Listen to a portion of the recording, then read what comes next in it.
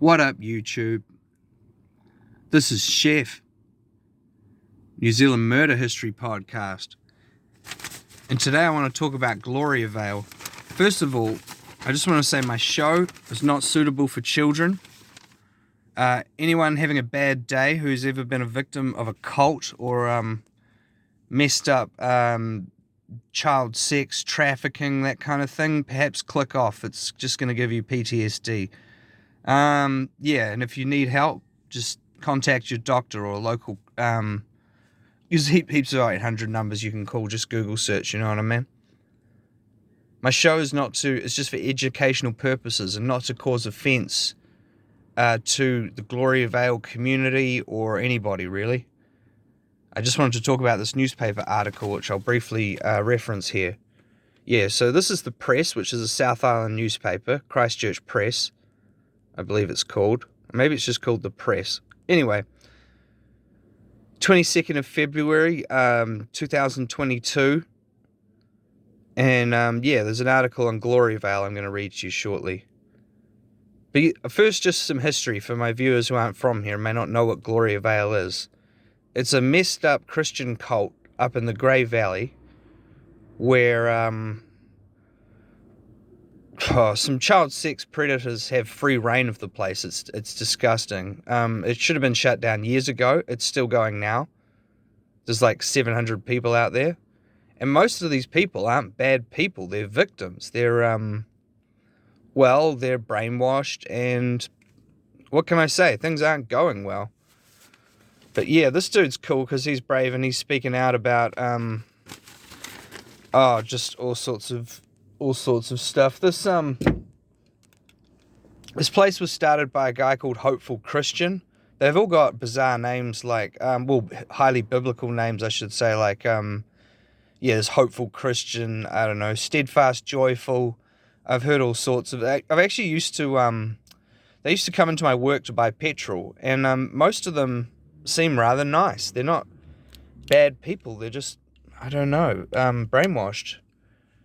Frankly, I find this whole thing really disturbing. But anyway, we'll have a read of this article because I thought it was interesting, so I saved this episode of the paper. Well,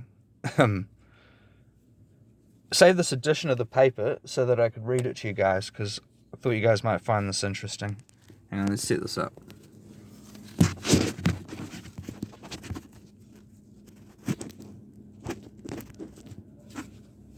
Right, let's get some light in here.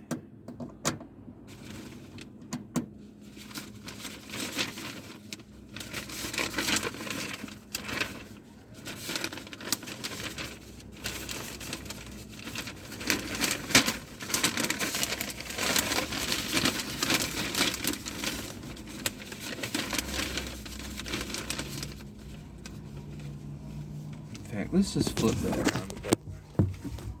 It's a nice view, may as well take advantage. Coming to you live from Nelson Central. Alright, here we go. A former Gloriavale member has told court he was beaten with a shovel and starved for not working fast enough when he was a child in the community. Hosea Courage is one of a group of former Gloriavale members fighting against the government's decision to support the community's leaders and classifying them as volunteers.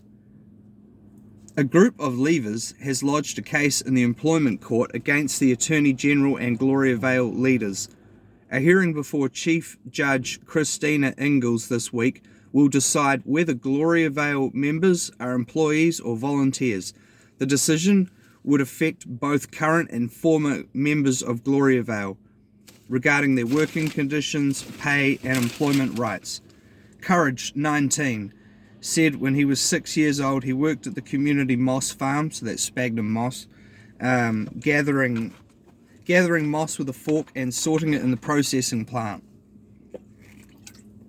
It was dusty and loud and required you to work fast. There was no safety equipment, no earmuffs, safety glasses. I was hit by one of the supervisors on 2 occasions, 6 times on the backside with a shovel handle, and I was expected to go back to work. I had bruises for 3 days, he said. The leaders would also withhold food as punishment if he did not work fast enough. if you didn't work, you didn't eat. So this is a quote. If you didn't work, you didn't eat. They would tell my parents I was not permitted to eat dinner. That was organised by my work manager as punishment, he said. At 9, he went to work on a dairy farm. At 14 to a piggery, and at 15 he left school to work full-time at a processing plant. This involved working 12 hours a day, and his only time off was for prayer on Sundays. He said the community founder, the late hopeful Christian, would tell parents to hit their children. He worked after school from 2 to 6 Monday to Friday and 6 a.m. to 6 p.m. on Saturdays. Daniel Pilgrim told the court he and a group of boys were hit with a grubber handle by vigilant Stan True while working in the community gardens when he was 6 years old. He also worked in the moss shed and had to do early morning milking, and later worked in the community's trophy hunting business for up to 70 hours a week. He was given only a 1-week holiday, no sick pay, and had no access to his bank account. He was punished for not being allowed. He was punished by not being allowed to eat dinner and having to sit on the stage in the dining hall as a way of public humiliation for playing up at work. He said the leaders controlled the rosters, and he'd be woken up at 3:30 a.m. and told to get to work. So this is a kid. He said the legal advice offered consisted of 1-minute conversations with a lawyer engaged by the leaders. The court heard a secret recording of a meeting of the Pilgrim family and the leaders before they decided to leave the community in 2020. Howard Temple is heard saying, "Total and complete surrender. Forsake it all. Nothing else is acceptable." Pilgrim said the family decided to leave because they did not want to give total surrender and reject all our views that we held. He said since leaving the Gloriavale community, he now got paid for work, could decide to travel, eat and wear what he wanted, and talk to whoever he wanted. It's the difference between a slave and a free man. Scott Wilson, lawyer for the defendants, put it to Pilgrim that the community was self-supporting and provided everything members needed, including education, medical care, as well as leisure activities. The leader's lawyer, Brian Henry, told the court Gloriavale was a totally isolated community and its people lived a life without basic human rights. Leaders withheld food from members who disobeyed them and had complete control over people's lives. There is no negotiating power in this community. If you disagree, then you go to one of their meetings. If you disagree, then you go to one of their meetings and you find out their ability to rule. They can deny you everything. They are the rule makers and enforcers of the rules.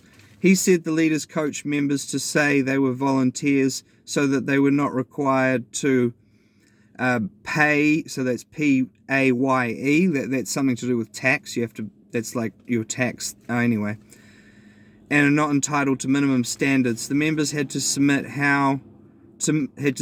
to how, where, and when they worked without any choice. So they could not be volunteers, he said. The Christian partners who worked at the Gloriavale's business were paid, but their bank accounts were controlled by the community, and the money was intermediately transferred into the community's account.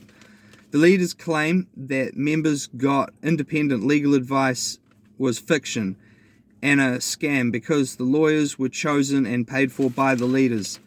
The case comes after an investigation by the Labour Inspectorate concluded members of the Christian Gloriavale community could not be classified as employees. The press previously reported the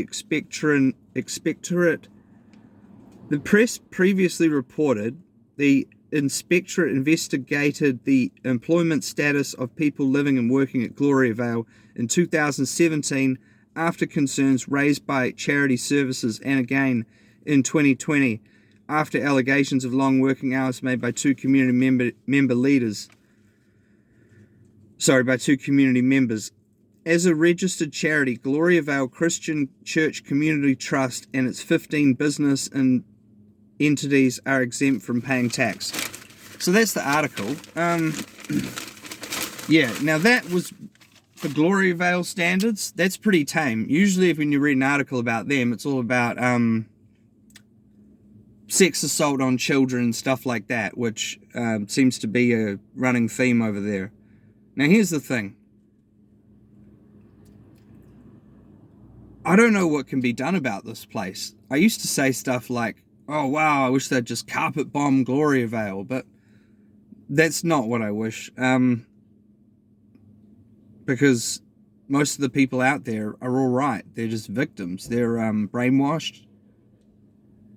I actually think we need to get advice from America. I'm not going to be popular for saying this, I know, but I think we need to get an anti-cult team together and come and dismantle the place, because it's just got to stop. But remember, there could be plenty of people in the outside world who are into weirdo stuff, and you know, we don't necessarily know it. So just because someone's not from Gloriavale doesn't mean that they're all good either, obviously. But yeah, the place is not good, eh? It's got a real bad history. They do some cool stuff for the community, though. Like, they put up donations for community gardens. They donate soil and stuff like that. They'll show up in Greymouth and put up a big feed for everybody on, I think it was Anzac Day or something. So I mean, they but you know, yeah.